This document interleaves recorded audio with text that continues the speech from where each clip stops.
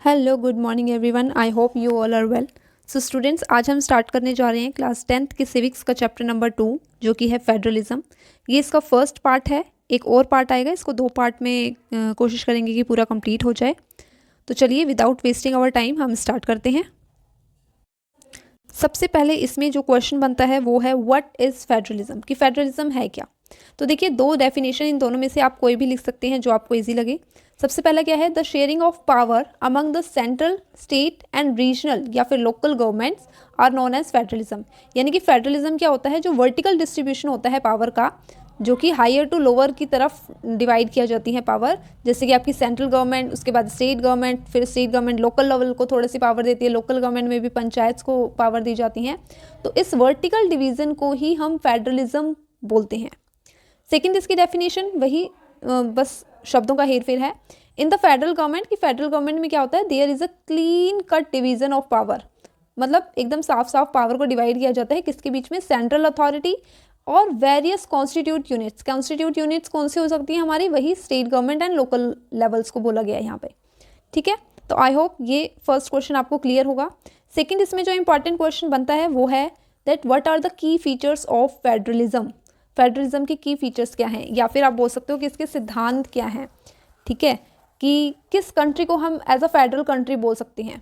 तो ये कुछ पॉइंट्स हैं, जिन कंट्रीज़ में ये पॉइंट्स फुलफिल हो, इट मीन्स वो कंट्री आपकी फेडरल गवर्नमेंट या फेडरल कंट्री है। ओके, सबसे पहला क्या है, देयर इज़ अ 2 और मोर लेवल ऑफ द गवर्नमेंट, कि अगर किसी कंट्री में 2 या उससे ज़्यादा लेवल्स हैं, यानी कि पावर्स को डिवाइड किया गया है 2 लेवल्स के बीच में या फिर उससे ज़्यादा लेवल्स के बीच में, तो उस कंट्री को हम एज अ फेडरल कंट्री बोल सकते हैं। सेकेंड पॉइंट है कि different tiers of government govern the same citizens, but each tier has its own jurisdiction in specific manner of legislature, taxation and administration। इसका मतलब ये है कि आपकी अलग अलग लेवल्स की गवर्नमेंट, देखो लेवल कौन कौन से हैं भैया, सेंट्रल लेवल है, स्टेट लेवल भी है और लोकल लेवल भी है। अब हम किसी ना किसी लोकेलिटी में रहते होंगे, यानी कि लोकल गवर्नमेंट हमारे ऊपर रूल कर रही है। वो जो लोकल लेवल है या फिर वो जो हमारा जो भी विलेज है वो किसी न किसी स्टेट के अंडर आता होगा, यानी कि हमारे ऊपर स्टेट गवर्नमेंट भी रूल कर रही है। और जो स्टेट है यानी कि इंडिया की कंट्री है, यानी कि इंडिया में कोई सेंट्रल गवर्नमेंट भी है, मेन पावर जिसके पास है, जैसे अभी बीजेपी है, तो इट मीन्स हमारे ऊपर सेंट्रल गवर्नमेंट भी रूल कर रही है। तो यही बोला गया हुआ है कि डिफरेंट टायर्स या फिर डिफरेंट लेवल्स, जो हमारी स्टेट है, सेंटर है या लोकल गवर्नमेंट है, वो सेम सिटीजन के ऊपर गवर्न करती है। ठीक है, लेकिन जो भी उसका लेजिस्लेशन होगा, टैक्सेशन हमें किसको देना है, कितना टैक्सेशन देना है, किस टाइप का, वो सब डिफाइन है हमारे कॉन्स्टिट्यूशन में। आई होप ये सेकंड पॉइंट आपको क्लियर होगा। चलिए नेक्स्ट पॉइंट देखते हैं। नेक्स्ट पॉइंट हमारा है the jurisdiction of respective levels और tiers of government are specified in the constitution. कि जो भी जुरिडिक्शन है, यानी कि supreme court, high court, local court, आपके एरिया में भी कोई ना कोई कोर्ट होगा, तो ये सब कॉन्स्टिट्यूशन में मेंशन है कि अगर कोई प्रॉब्लम होती है, कोई कॉन्फ्लिक्ट होता है लोगों के बीच में या लेवल्स के बीच में, तो वो किस कोर्ट में जाके अपील करेगा, किस जुरिडिक्शन में जाके, किस जगह पे जाके अपने न्याय की अपील करेगा। तो ये चीज़ कॉन्स्टिट्यूशन में ऑलरेडी मैंशनड है। नेक्स्ट पॉइंट हमारा है the fundamental provisions of the constitution cannot be unitarily changed by one level of government, such changes require the, मतलब सिंपल है, देखिए कि कॉन्स्टिट्यूशन में अगर आप कुछ चेंजेस करना चाहते हैं, या सेंट्रल गवर्नमेंट चेंज करना चाहती है, स्टेट गवर्नमेंट कुछ चेंज करना चाहती है, लोकल गवर्नमेंट कुछ चेंज करना चाहती है अपने एरिया में, तो वो यूनिटरली नहीं कर सकती। ठीक है, वो अपने आप नहीं कर सकती, वो अकेले नहीं कर सकती। यूनिटरली मतलब अकेले, उसको दोनों की सहमति की ज़रूरत है। ठीक है, यानी कि जितने लेवल आपकी कंट्री में हैं उन सब की सहमति की ज़रूरत है। आप अकेले कोई भी डिसीजन लेकर कॉन्स्टिट्यूशन में चेंजेस नहीं कर सकते। तो both level of the government consist होने चाहिए अगर आप कोई भी चेंजेस करना चाहते हैं कॉन्स्टिट्यूशन में। क्लियर। नेक्स्ट क्वेश्चन आप, यानी कि नेक्स्ट पॉइंट है आपका कि court have the power to interrupt the constitution and the power of different levels of government. यानी कि देखिए, स्टेट के पास कुछ सब्जेक्ट्स हैं, सेंट्रल गवर्नमेंट के पास कुछ इंपॉर्टेंट सब्जेक्ट्स हैं, यानी कि विषय, इनके पास जो सब्जेक्ट्स हैं उसमें स्टेट गवर्नमेंट इंटरफेयर नहीं कर सकती। सेम उसी तरीके से जो स्टेट गवर्नमेंट के पास जो भी पावर है या फिर जो विषय हैं, उससे रिलेटेड डिसीजन स्टेट कुछ भी ले, आपकी सेंट्रल गवर्नमेंट इंटरप्ट नहीं कर सकती। लेकिन कभी कॉन्फ्लिक्ट होता है या स्टेट और सेंट्रल गवर्नमेंट की ही कुछ अनबन हो जाती है, तो उस सिचुएशन में सिर्फ कोर्ट के पास ये पावर है कि वो इंटरप्ट कर सकता है दो लेवल्स के बीच में।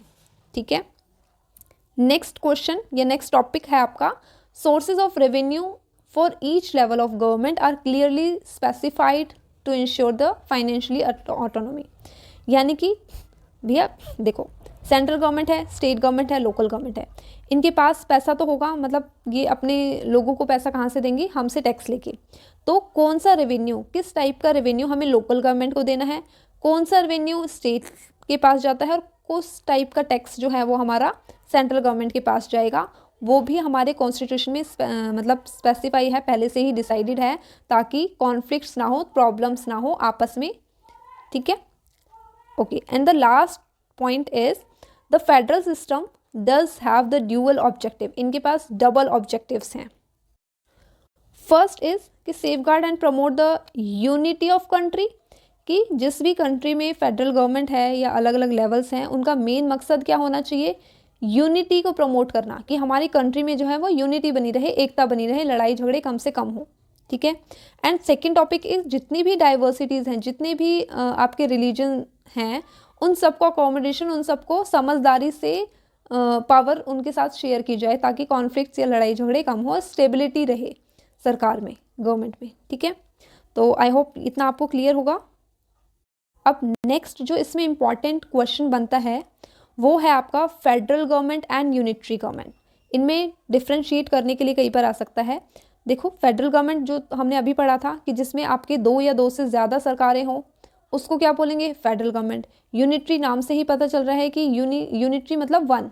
ठीक है, वन, जिसमें सिर्फ एक लेवल की सरकार हो किसी भी कंट्री में, यानी कि सिर्फ सारी की सारी पावर सिर्फ आपके सेंट्रल गवर्नमेंट के पास हो, उसको हम यूनिटरी गवर्नमेंट बोलते हैं।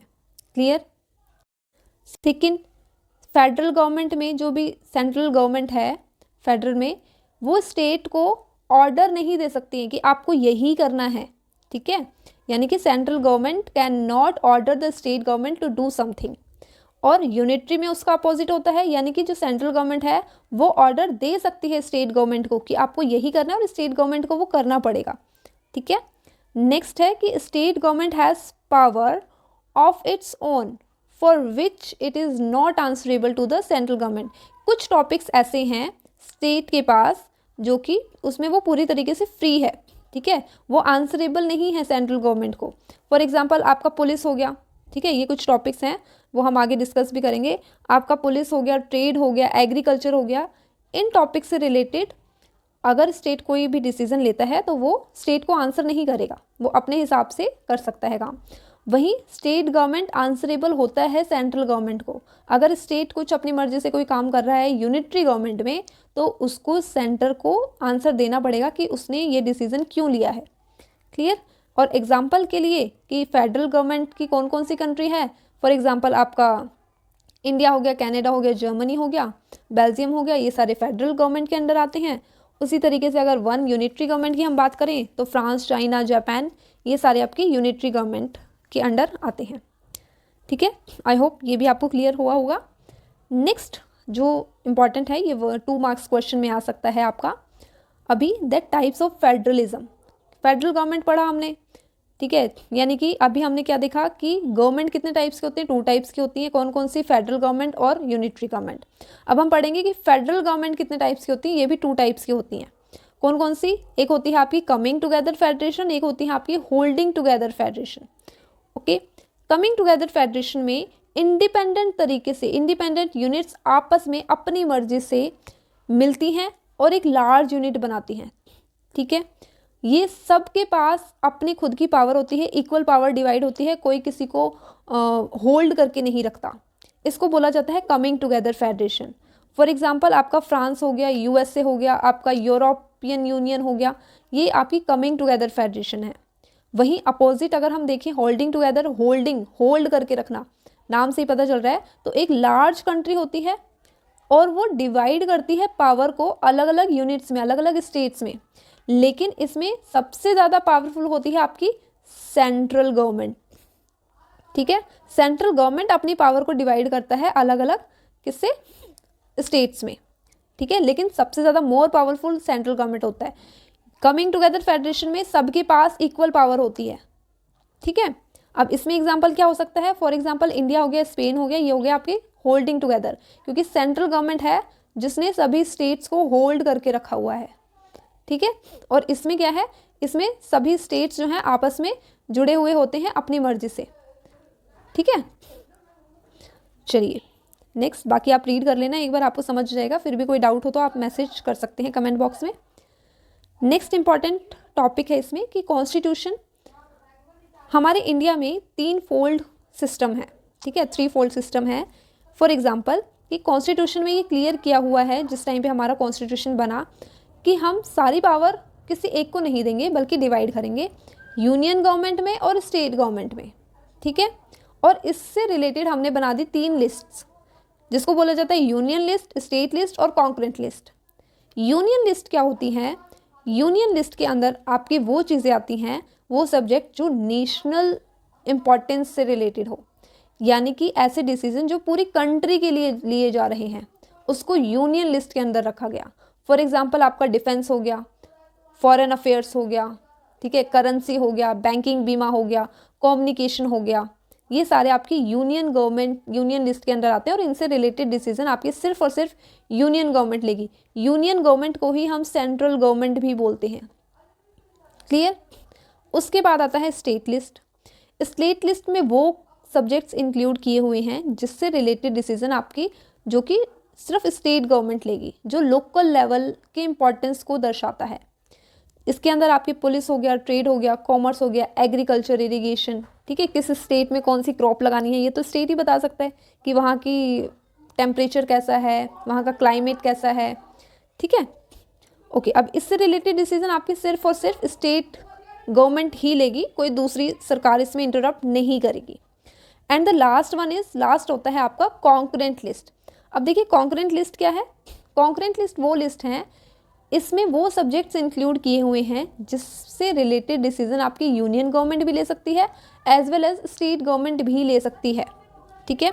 सच as for example education, example देखो कि आपके स्टेट में लोकल, यानी कि जैसे हरियाणा बोर्ड होता है, यूपी बोर्ड होता है, बिहार बोर्ड होता है, ये अलग अलग, केरला बोर्ड होता है, और एक होता है आपका KVS, यानी कि जो आपका CBSE है, ठीक है।